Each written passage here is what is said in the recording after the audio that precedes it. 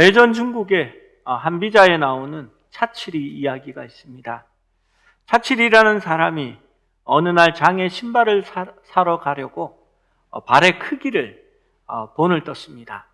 발을 놓고 그 목탄 같은 것으로 이렇게 발의 테두리를 그려서 자기의 이렇게 발의 모양을 잡는 것을 탁이라고 했습니다.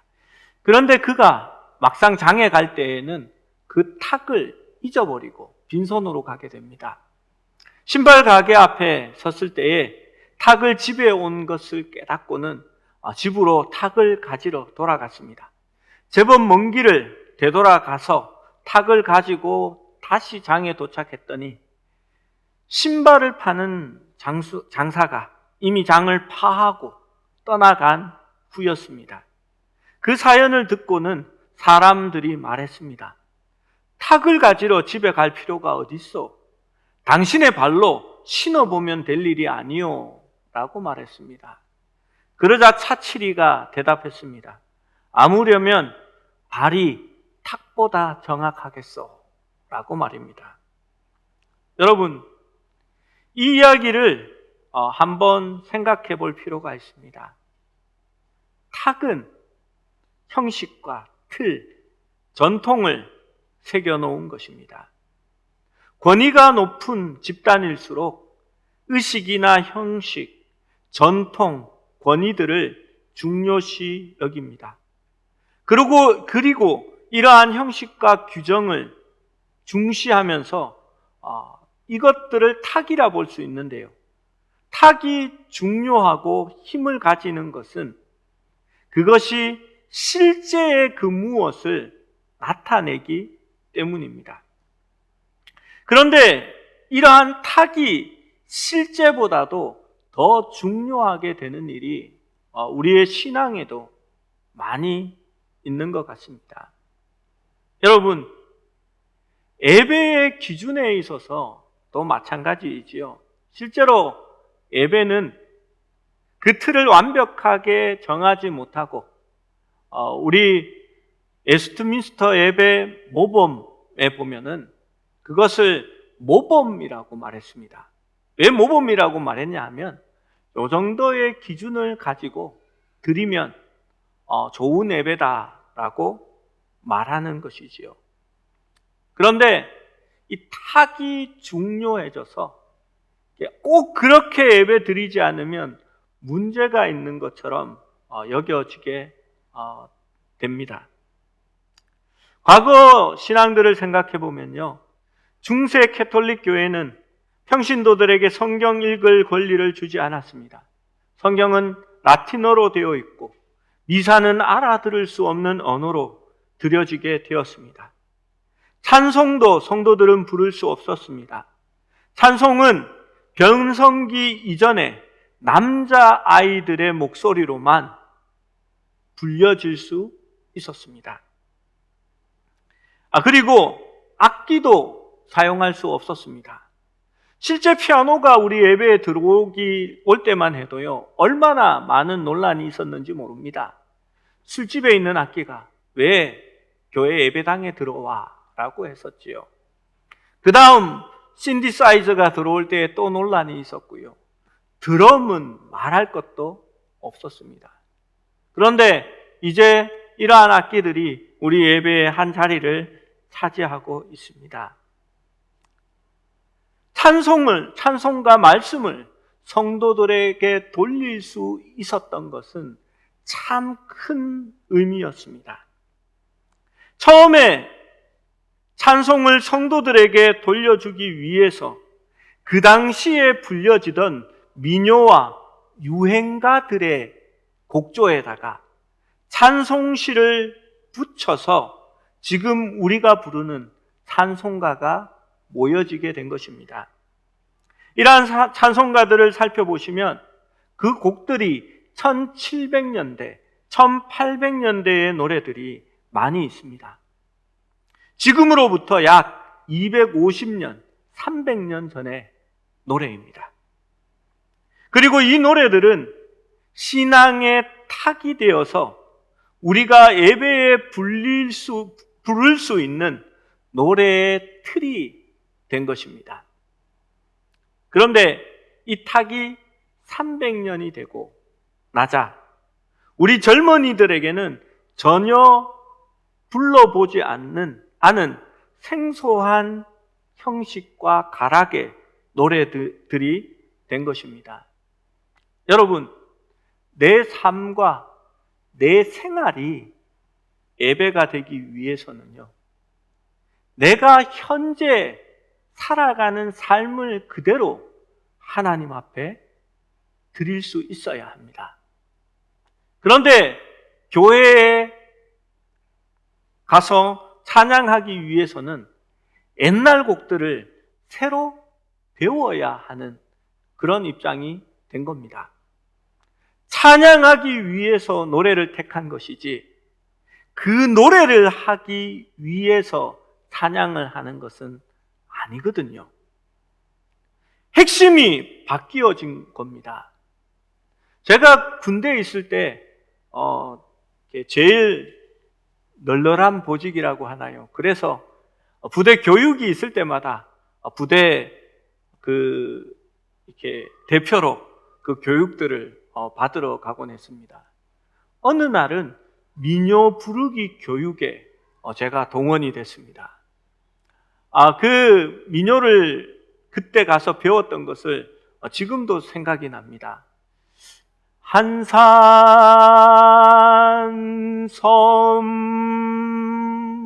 달 밝은 이랬습니다. 이게 좀 사입입니다. 하도 옛날이 돼서 그렇다는 거지 꼭 정확한 건 아닙니다. 그런데 제가 잘 불러서 휴가도 그때 받았습니다. 그런데 그 노래를 부르면서 제가 아이고 이걸 어디서 불러? 라고 생각했던 적이 있습니다. 제대하고 오늘 처음으로 제가 부를 수 있었습니다. 여러분,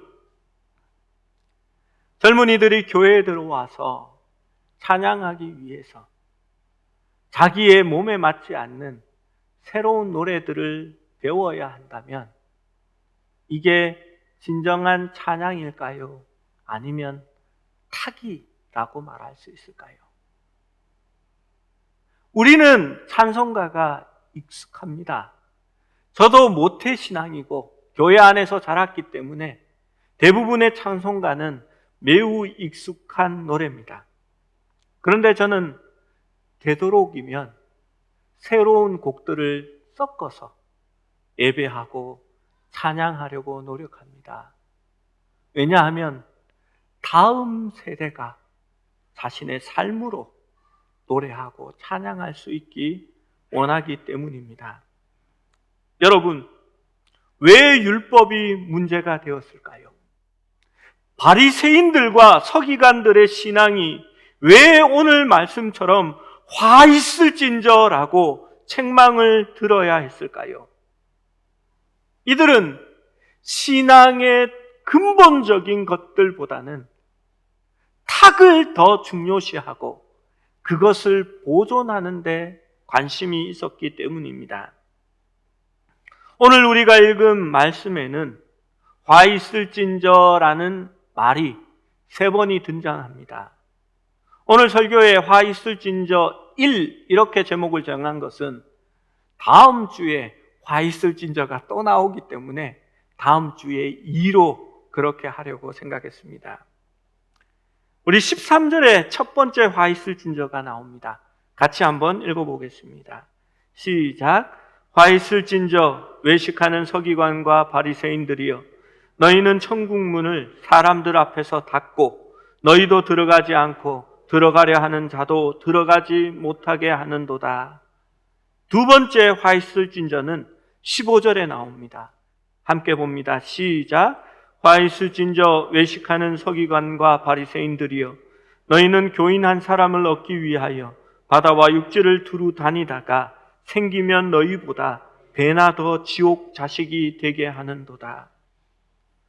세 번째 화 있을진저는 16절, 18절 말씀입니다. 16절과 18절을 이어서 읽어보겠습니다. 시작. 화 있을진저 눈먼 인도자여, 너희가 말하되 누구든지 성전으로 맹세하면 아무 일 없거니와 성전의 금으로 맹세하면 지킬지라 하는도다. 너희가 또 이르되 누구든지 제난으로 맹세하면 아무 일 없거니와 그 위에 있는 애물로 맹세하면 지킬지라 하는도다. 여러분, 서기관들과 바리새인들이 외식하는 자인 이유는 그들이 하나님의 길을 가르친다고 주장하면서도 오히려 하나님께로 나아가는 사람들을 하나님 나라로 들어가지 못하게 하는 사람들입니다.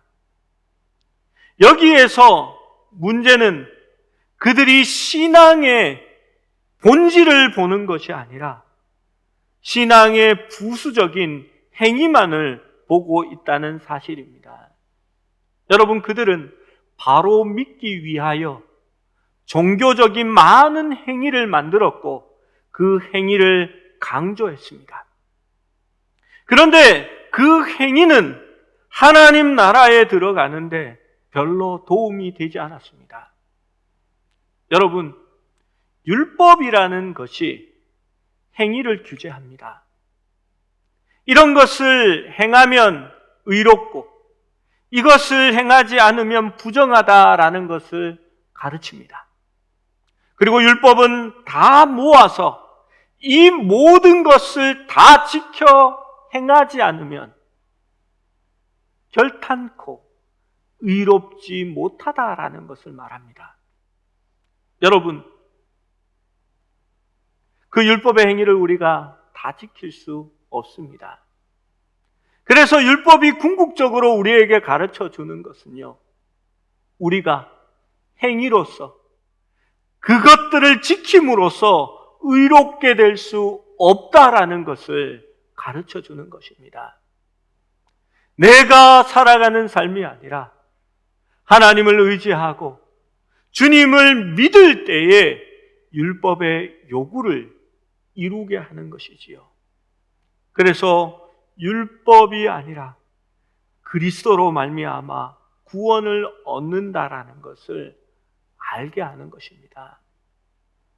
여러분, 오늘날 우리에게도 예수를 믿으면 해야 하는 많은 행위들이 있습니다. 그런데 그 행위를 강조한다고 해서 그것이 구원을 얻는 것일까요?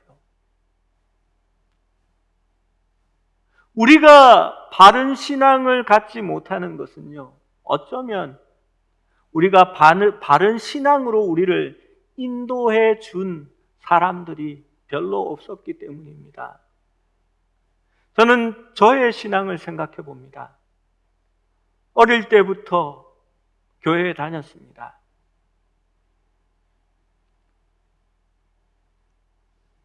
교회 안에서 자라났고 교회가 제 놀이터였고 교회가 하는 일이라면 다 참석했었습니다. 수련회에 갑니다. 수련회에 가면 늘 회개 기도를 시켰습니다. 자기가 지은 죄를 다 회개하면 하나님께서 용서해 주시고 하나님의 자녀가 되어서 천국에 간다라고 말했습니다. 그런데요, 계속 죄를 짓잖아요. 그리고 그것을 회개하려고 하면요, 기억이 나야 되잖아요. 수련회에 갈 때마다 죄를 회개하라고 하니까 내가 지은 죄를 생각해서 회개하는데요. 저같이 머리 나쁜 사람은요, 그 지은 죄도 한 20가지, 30가지 하고 나면 회개할 게 떨어지더라고요. 죄를 안 지어서 그런 게 아니고 그 지은 죄도 기억을 못하는 겁니다. 그러면 강사 목사님께서 그런 얘기를 합니다. 성령이 임하시면 과거에 지은 죄 한 가지 한 가지 모든 것이 다 기억나고 깨닫게 된다고 기도하라고 얘기합니다. 여러분, 그런 경험이 있으십니까? 물론 잊어버렸던 죄가 기억났던 그런 일은 있습니다. 그렇지만 모든 죄가 기억난 것은 아닙니다. 성경은 sin과 since를 구별하여 적고 있습니다. sin이라는 것은요, 우리의 죄성을 얘기하는 겁니다. 죄를 지을 수밖에 없는 성품을 가졌다는 겁니다. since는 그 죄성 때문에 우리가 지은 죄과들을 얘기하는 겁니다. 회개라는 것은요, 내가 잘못 범한 그 하나하나를 다 기억해서 하나님 앞에 아뢰는 게 아닙니다. 우리가 하나님 앞에서 죄인임을 고백하고 나의 의로 살아갈 수 없다는 것을 하나님 앞에 아뢰고, 내가 바른 삶, 주님이 원하는 삶을 살아가기 위해서는 주님의 도움이 필요하다라는 것을 고백하는 겁니다. 나의 노력과 내가 힘써 살았던 삶이 아니라 하나님의 성령이 내 속에 들어오셔서 주께서 나를 지배하시고 나의 주인이 되실 때에 내가 비로소 죄에서 자유롭게 된다라는 것을 말하는 겁니다. 그것이 회개입니다. 회개는 삶을 돌이키는 겁니다. 나로 말미암아 살았던 삶에서 그리스도로 말미암아 사는 삶으로 바뀌어지는 것이 회개입니다. 이제는 내가 그리스도와 함께 십자가에 못 박혔나니 이제는 내가 사는 삶이 아니요, 내 안에 계신 예수 그리스도를 믿는 믿음으로 말미암아 사는 삶이 되는 겁니다. 그런데 그걸 몰랐습니다. 나중에 가서야 깨닫게 되었습니다. 믿음이라는 것도 그렇습니다. 지금 제 주변에 가까운 분들을 보면요, 믿음을 자기 긍정으로 생각하는 사람이 많습니다. 목사님 믿음 없게 왜 그런 얘기 하세요? 목사님이 믿어야 그게 이루어지잖아요. 이렇게 말합니다. 여러분, 내가 소원하는 일이 이루어질 거라고 믿으면 그대로 이루어질까요? 그게 믿음이라고 생각하십니까? 그런데 예수님은 좀 달랐습니다. 자기의 원대로 이루어지기를 원하지 않았습니다. 주님께서는 이렇게 기도하십니다. 내 뜻대로 마옵시고 아버지의 원대로 하옵소서라고 말합니다. 우리 주님은 믿음이 없었네요. 여러분, 사람이 낳은 자 중에 가장 큰 사람이라고 얘기했던 세례 요한을 생각해 보십시오. 세례 요한은요, 자신이 원하고 자신이 생각하는 것을 이루려고 하지 않았습니다. 그는 고백합니다. 나는 망하여야 하겠고 주의 나라는 영원히 서야 하겠다라고 말합니다. 그는 누구보다도 믿음 있는 사람이었습니다. 여러분, 믿음은 나 자신의 긍정이 아닙니다. 내가 소원하는 것이 이루어지기를 믿는 것이 아닙니다. 믿음은 하나님께서 나의 삶을 책임지시고 그 하나님이 나를 당신의 거룩한 뜻으로 인도해 가실 것을 믿고 순종하는 것이 믿음입니다. 때로는 믿음으로 산다는 것이 어려움과 아픔을 겪게 됩니다. 때로는 고통을 받습니다. 나는 그것이 싫을 수 있습니다.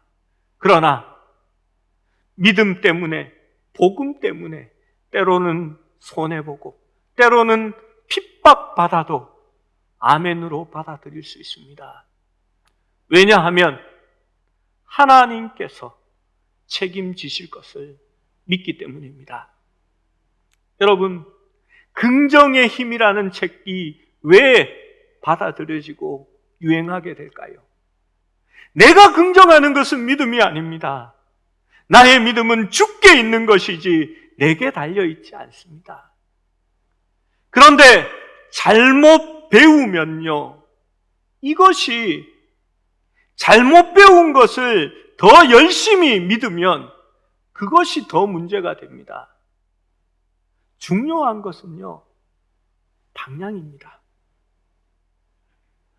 바로 믿으면 천천히 나아가도 날마다 주님께 가까워지고 천국에 나아갑니다. 그런데 잘못 믿고 있는데 열심만 충만하면요, 잘 믿는다고 믿으면 믿을수록 더 주님께로부터 멀어져서 딴 쪽으로 가게 되는 것입니다.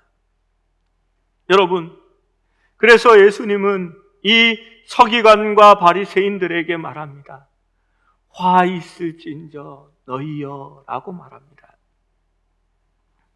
서기관과 바리새인들의 외식은 예수님께서 이렇게 지적합니다. 그들은 자신들의 모범과 가르침으로 천국문을 닫고 자기도 들어가지 않으며 사람들을 들어가지 못하게 한다.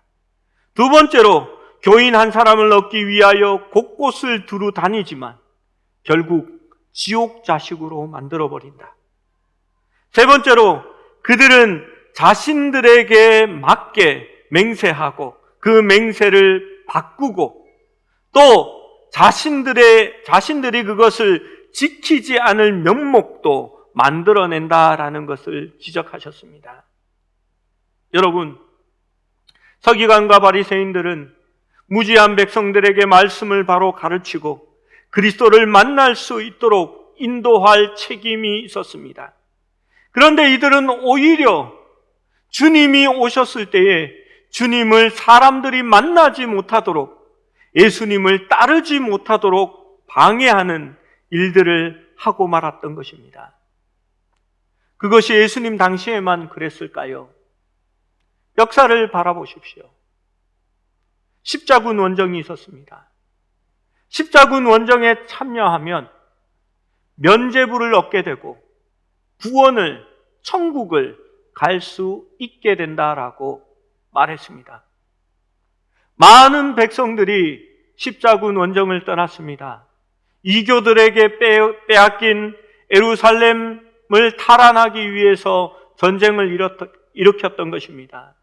그리고 그 속에서 많은 추악한 일들이 벌어지게 되었습니다.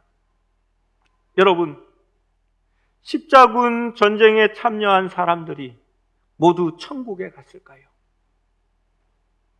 십자군에 참여했던 그 사람들이 벌였던 약탈과 추행과 많은 죄악들 때문에 지금도 많은 이슬람권에서는 기독교라고 하면 그것을 들어보려고조차 하지 않는 그러한 상황이 되고 말았습니다. 우리나라에 처음 복음이 들어왔을 때요, 우리 조상들은 위패 문제 때문에 많은 목숨을 잃었습니다.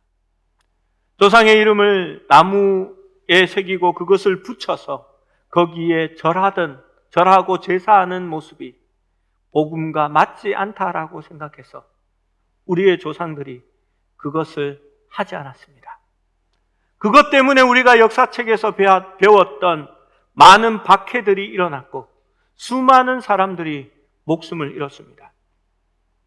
그런데 로마 교황청이 이렇게 말합니다. 한국에는 위패 때문에 복음이 전해지지 않으니까 다른 나라에서는 그것이 우상 숭배라 할지라도 한국의 위패 숭배는 우상 숭배가 아니다, 괜찮다라고 말해 주었습니다.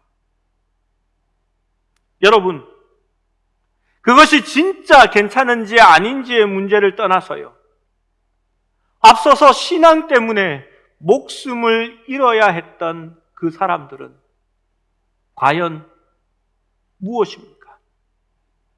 진리가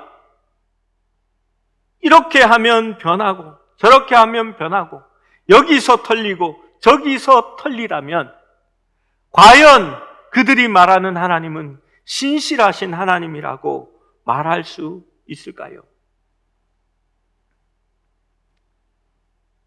예수님은 또 한 번 말합니다. 이 위선자들이 거짓말을 피하기 위해서 맹세를 사용하는 애를 들게 됩니다. 이 사람들은 성전으로 맹세하는 것은 약속하는 사람이 그것을 어기면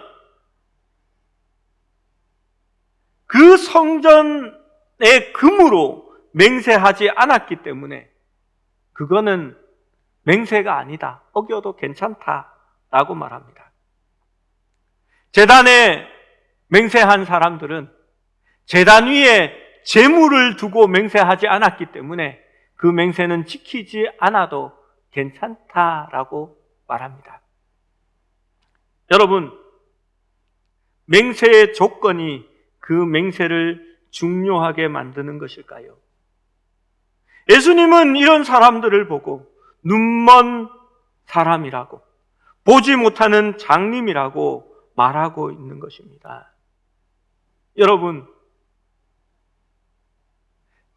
성전에 금이 거룩한 것이 아니라 성전이 그 금을 거룩하게 만드는 겁니다. 제단 위에 있는 제물이 그 제단을 의미 있게 만드는 것이 아니라 하나님의 제단이 그 위에 있는 제물을 거룩하게 만드는 것입니다. 어느 것이 더 큰 개념이냐라는 것을 예수님은 묻고 있습니다. 여러분, 조건이 중요한 것이 아니라, 그 틀이 중요한 것이 아니라 그 속에 있는 의미가 중요하다라고 말합니다. 신약의 말씀에, 마태복음 앞에 있는 말씀에 보면 너희는 하늘로나 땅으로나 맹세하지 말라라는 말씀을 가지고 절대 맹세하면 안 된다라고 말하는 성도들이 있습니다. 제가 저희 아내와 애들 앞에서 내가 하나님 이름으로 말하는데 정말 아니다 라고 하니까 목사가 저래도 돼요? 막 이러더라고요. 여러분이 집 계약을 하는 것 맹세입니다. 여러분이 결혼 서약을 하는 것 맹세입니다. 다 하고 있습니다. 여러분, 그런데 그 서약과 맹세가 형식에 따라서 달라지는 걸까요? 요즘 그런 얘기가 있습니다. 다이아몬드는 영원하다. 그래서 영원한 다이아몬드 반지를 끼워주고 사랑의 맹세를 하면 효력이 있고 구리 반지는 효력이 없는 것일까요? 약간 곁다리지만 재미있는 얘기가 있어서 한번 나눠보려고 합니다. 다이아몬드는 영원하다. A diamond is forever라는 그 카피는 세계적인 다이아몬드 회사 드비어스가 1947년부터 사용한 광고 카피입니다. 그리고 20세기 최고의 광고 슬로건으로 선정되기도 했습니다. 원래 연인들이 다이아몬드보다는 옛날에는 꽃이나 향수, 초콜릿을 선물하면서 사랑의 고백들을 하고 맹세를 했었습니다. 그래서 결혼 프로포즈에는 붉은 장미로 결혼 프로포즈를 많이 했었지요. 그런데 이 다이아몬드 회사가 가장 중요한 그 순간에는 다이아몬드를 선물하도록 만들어야 되지 않겠습니까? 그래서 머리를 짜냈습니다. 이렇게 오늘 화면에 지금 잡혀 있는 저 모습은 미국 뉴욕의 그랜드 센트럴역 내부에 대형 장미 광고판을 이 회사가 설치한 것입니다. 이때 사용된 장미가 무려 2만 5천 송이의 장미꽃이 사용되었고 어머니 날에 맞추어서 완성을 했습니다. 왜 장미를 사용했냐 하면요, 사랑의 고백들을 할 때에 빨간 장미를 많이 사용했거든요. 많은 사람들이 지나가면서 수만 송이 장미의 화려한 향기와 그 모습에 넋이 나갔습니다. 정말 신기하고 아름다운 모습을 카메라에 담았고 소문은 삽시간에 온 뉴욕으로 퍼져나갔습니다. 그런데 2주의 시간이 흐르면서 장미는 시들고 있었습니다. 그리고 장미가 시들어서 맨 마지막에 남은 것은 초라한 흔적과 다이아몬드는 영원하다라는 문구뿐이었습니다. 저렇게 변하고 말았습니다. 여러분, 그래서 사람들의 뇌리에 하나가 박혀버린 겁니다. 장미꽃은 2주면 사라진다. 그런데 다이아몬드는 영원하다 라는 생각 말입니다. 여러분, 다이아몬드가 사랑의 서약을 영원하게 한다고 생각하십니까? 아니면 하나님 앞에서 진정한 사랑의 고백이 영원해야 한다라고 생각합니까? 물론 다이아몬드 반지에 관심이 있는 분들은 둘 다 중요하다라고 대답하실지도 모르겠습니다. 이와 마찬가지로 예수님 당시의 위선자들도 맹세와 선물의 조건을 맹세에 조건을 달아서 어떤 것은 지키고 어떤 것은 지키지 않아도 된다고 말하고 있는 것입니다. 예수님은 그것이 아니다라는 것을 밝히 말씀하십니다. 그것이 20절과 22절에 있는 말씀입니다. 첫 번째로 제단으로 맹세하는 자는 제단과 그 위에 있는 모든 것으로 맹세합니다. 둘째로 성전으로 맹세하는 자는 성전과 그 안에 계신 이로 맹세합니다. 셋째로 하늘로 맹세하는 자는 하나님의 보좌와 그 위에 앉으신 이로 맹세합니다 라고 말합니다. 예수님은 우리에게 맹세를 멈추라고 하는 것이 아닙니다. 맹세하지 말라라는 것은요, 맹세할 때에 신중하라는 겁니다. 그리고 우리에게 오직 진실을 말하고 하나님 앞에서 약속은 지킬 수 있어야 한다라고 말하는 것입니다. 이 말씀도 사람들이 잘못 문자적으로 받아서 이렇게 믿는 사람들이 있습니다. 절대로 하나님을 믿는 사람들은 맹세해서는 안 된다라고 말하는 사람들입니다. 이들은 법정 앞에서도 진실만을 증언할 것을 맹세합니다라는 그것을 하지 않습니다. 종교적인 이유 때문입니다. 또 이들은 국기에 대한 맹세도 하지 않습니다. 우리가 어릴 때 그 학교에서도 일주일에 한 번씩 했지요. 나는 자랑스러운 태극기 앞에 조국과 민족의 무궁한 영광을 위하여 몸과 마음을 바쳐 충성을 다할 것을 이렇게 하는데요. 그 종교적인 이유로 그 맹세를 하지 말라고 가르쳤습니다. 제가 어릴 때 저희 교회 전도사님도 그것을 하지 말라고 저에게 가르치셨습니다. 그 꼬맹이가 학교 가서 국기에 대한 맹세를 할 때에 손을 얹지 못하고 그냥 차렷 자세로 서서 멀뚱멀뚱 보고 있었던 기억이 있습니다. 여러분, 맹세 자체를, 약속 자체를 하지 말라는 말이 아닙니다. 우리가 맹세한 것은 하나님 앞에서 한 것이니 거짓을 말하지 말고 진실을 말하고 서약한 것은 지키라는 의미에서 말씀한 것입니다. 여러분, 제가 군대 생활을 했을 때에 우리 군대 얘기하면 싫어하는 거 아시는데요. 이렇게 군대에서 축구하는 얘기는 아닙니다. 참 바르게 신앙생활 하려고 노력했던 동료 병사가 있었습니다. 어느 날 월요일 날 부대 감사가 있으니까 그것을 정리하라고, 주일날 교회 가지 말라라고 간부가 얘기했습니다. 그런데 저희가 교회는 가고 밤새워서 다 해놓겠습니다 라고 얘기했습니다.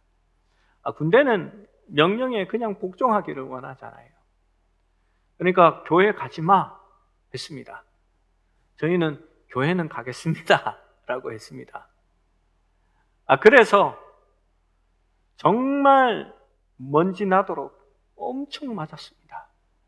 그리고 맞으면서 저희 아버지가 개가 됐다가 소가 됐다가 이렇게 욕도 많이 얻어먹었습니다. 이렇게 교회 갈 거냐라는 말에 또 가겠습니다 라고 얘기했습니다. 교회 가면 니네들 전출시켜버린다 라고 했고 교회 갔습니다. 고참들이 그랬습니다. 이 바보들아, 주일날은 간부들이 부대에 안 오잖아. 그냥 안 간다고 하고 가고 갔다 와서 안 갔다고 하면 되지 라면서 그렇게 이야기를 했습니다. 하나님을 믿기 때문에 거짓말하지 않은 것이, 거짓 맹세하지 않는 것이 옳다고 생각했습니다. 그런데 부대에 문제가 한번 생겼습니다. 저희 중대가 하지 않았는데 그것을 저희 중대가 했다라고 이렇게 고발이 들어와서 그 누명을 덮어 쓴 겁니다. 저희가 군장을 메고 땅바닥에 머리를 박고 똑바로 얘기해라, 거짓말하지 마라, 니네들이 한 거라는 증거가 있다, 니네들이 한 거 맞지, 사실대로 말하면 무사히 넘어갈 수 있도록 도와주겠다, 이런 얘기들이 나왔습니다. 당연히 우리가 안 했으니까요, 안 했다고 했죠. 근데 중대장이 몇 번을 회유하고 하다가 저와 그 친구에게 물었습니다. 니네들이 정말 했냐 안 했냐 둘이 얘기해 보라고. 제가 정말 안 했습니다 라고 대답했습니다. 그래서 중대장이 이렇게 얘기했습니다. 저놈들이 안 했다고 하면 안 했는 거 맞다, 자 들어가라 라고 하고 그 해프닝이 끝이 났습니다. 저는 그것이 하나님이 주신 상급이라고 생각했습니다. 참 기분이 좋았습니다. 여러분, 로마 시대에 기독교가 국교가 되고 로마를 다스리기 시작합니다. 많은 사람들이 정치적인 문제로 로마가 국교로 국교로 기독교를 삼았다라고 했지만 어떤 역사학자는 이렇게 평가했습니다. 로마가 타락하고 성적으로 문란해지자 귀족들이 그나마 거룩하게 순결하게 살았던 그리스도인 처자들을 아내와 며느리로 삼고 싶어 했다는 겁니다. 제가 호주에 여행을 갔을 때에 거기에 있는 권사님이 그러셨습니다. 딸은 호주 사람한테 이렇게 시집 보내고 며느리는 한국에서 데려온다고 얘기하셨습니다. 한국 남자들이 보수적이고 가부장적인 것이 있었어요. 딸은 호주 사람한테 시집 보내면 좀 편하게 사니까 호주 사람한테 보내고요. 며느리들은 호주를 이렇게 보니까 그 당시만 해도 얘네들이 대마초 막 피우고 그 대마초 피우는 걸 합법화 해달라고 막 데모를 하고 키워 축제해서 막 돌아다니고 이랬거든요. 그래서 그런 현지 여자들보다는 한국에 그래도 보수적이고 잘 믿는 한국 처자들을 며느리로 삼으려고 한국으로 중매를 넣곤 했습니다. 로마도 그러했답니다. 그래서 자기의 아내와 며느리만은 잘 믿는 그리스도인을 택하여 맡기를 원했습니다. 여러분, 하나님을 잘 믿었던 이 사람들이 귀족의 가정으로 들어가게 되고 거기서 핍박을 받으면서도 자신의 자녀들은 하나님의 말씀으로 가르치기 시작했습니다. 누구보다도 거룩하고 신실하고 순결하게 길러내기 시작했고 그 귀족의 아들들이 귀족의 가문을 이어서 로마를 지배하기 시작할 때에 그들은 하나님을 믿었고 하나님을 찾을 수 있었습니다. 그렇게 몇 세대가 가지 않아 로마는 기독교가 국교가 될 만큼의 배경을 만들어 놓을 수 있었던 것이었습니다. 사랑하는 여러분, 우리가 신실하고 진실해야 합니다. 우리가 거룩해야 하나님의 말씀을 전할 수 있는 통로가 될 수 있습니다. 우리가 하나님 앞에 바로 서지 못하면 천국에 들어가지도 않으면서 천국에 들어가는 자들을 막는 역할을 하는 사람들이 될 수 있을지도 모릅니다. 그러면 우리도 똑같이 화 있을진저라는 소리를 듣는 사람이 될지도 모릅니다. 사랑하는 여러분, 오늘날 그리스도인이라고 불리지 않고 우리는 예수쟁이라는 말로 이야기를 듣습니다. 여러분, 그 예수쟁이라는 의미가 어떠한 의미로 쓰이는지 아시지요? 여러분, 우리가 하나님 앞에서 거짓을 말하지 않고 정직하며 신실하고 그리스도인의 입으로 얘기한 것이면 맹세하지 않아도 그것은 확실하다라고 말할 수 있을 정도의 삶이 될 수 있어야 합니다. 그러면 우리를 통하여 복음이 전해지게 될 것이요, 사람이 우리를 신뢰하게 될 것입니다. 사랑하는 여러분, 우리의 신앙이 먼저 바뀌어지기를 원합니다. 신앙은 탁에 있지 않습니다. 종교적인 행위에 있지 않습니다. 우리의 겉모습이 우리의 신앙을 말하는 것이 아닙니다. 내면과 진실과 삶이 하나님 앞으로 돌아가야 합니다. 하나님을 찬양하는 삶, 하나님을 신실하게 섬기는 삶, 하나님 앞에 정직한 삶, 하나님의 약속을 지키는 삶, 사람들 앞에서 거짓 증언하지 않는 삶, 그러한 것으로 통하여 그리스도의 이름이 드러나는 것입니다. 사랑하는 여러분, 우리의 신앙이, 우리 교회가 그러한 온전한 신앙, 온전한 삶이 될 수 있기를 주님의 이름으로 소원합니다. 이 시간 함께 기도하겠습니다.